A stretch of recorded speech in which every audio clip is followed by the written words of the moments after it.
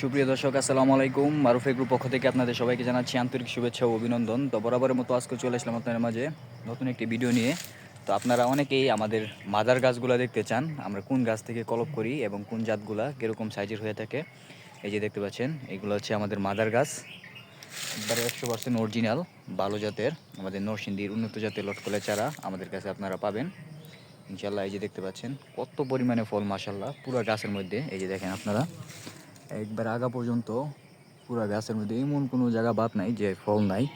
দেখতে পাচ্ছেন এইগুলা কিন্তু, এই লটকলগুলা একটা 1 ফুটের মধ্যে 1 মণ পর্যন্ত লটকল হয়, এত পরিমাণে মাশাল্লাহ এইগুলোর মধ্যে লটকল হয় আমাদের। তো আপনারা আমাদের যেই ফল সহকারে লটকল গাছগুলা দেখছেন ইতিপূর্বে ইউটিউবের মধ্যে, তো আমরা এই গাছগুলা থেকেই এগুলো আমরা কলপ করি।